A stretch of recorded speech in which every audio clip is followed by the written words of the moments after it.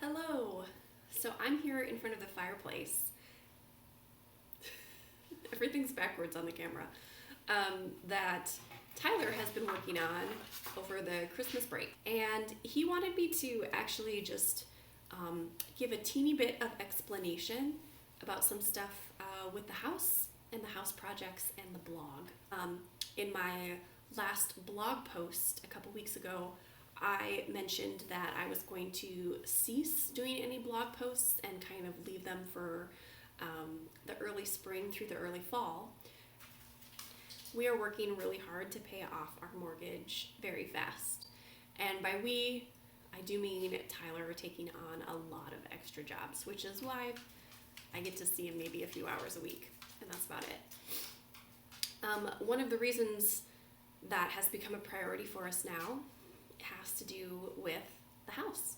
So I'm going to explain a little bit about our unique property and hopefully be able to overimpose pictures and old videos of when we first got the property, so you can kind of hear a little bit about this story and not be totally bored out of your mind. That's the goal anyway. So Here's a little story time from the Pedersen Homestead. Our property is zoned light industrial. But the reason we can live here is because this house, which has been here since 1900, is grandfathered in. So as long as this original house structure doesn't change or burn down or anything like that, or the footprint of the house, so like the width and the amount of land that it takes up, doesn't change, we can continue to live here. So we have a non-traditional mortgage with a local bank. And because of that non-traditional status, it also means that when interest rates dropped this year, the bank would not allow us to refinance. So we couldn't change our interest rate, which was very, very frustrating.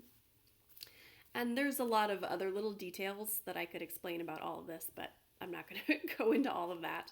One, I don't want to get the information wrong and say it incorrectly to you. But also, I don't think anyone needs to know all of that personal information about our loan and all that sort of thing. Anyway,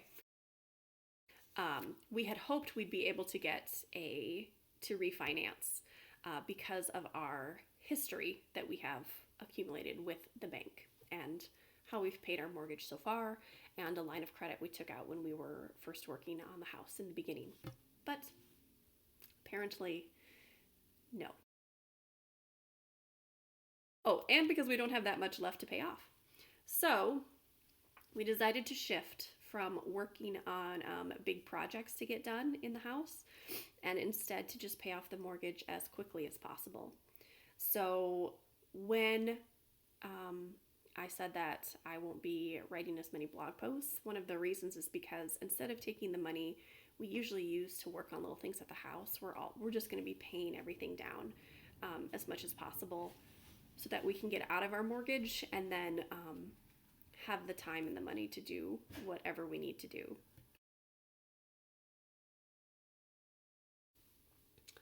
But one of the things that I know people might ask is, well, then why don't you just rezone to residential? And the reason we don't want to do that is because we are in city limits with our acreage.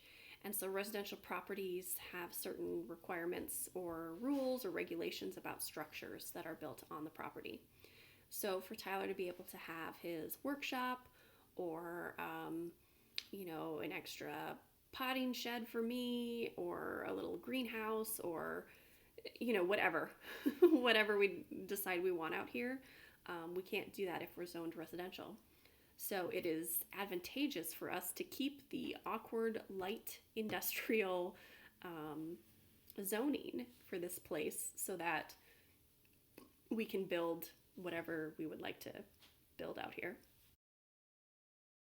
Happy New Year to all of you who are celebrating the new year at this time. And thank you so much for watching. You don't have to watch if you don't want to. Like I said, this is for my benefit when I'm an old woman who can't think or remember anymore, as a little time capsule for myself. So Happy New Year from me, from Tyler, from Gus, and from all of us here at the homestead. I hope your upcoming year is full of peace and blessings.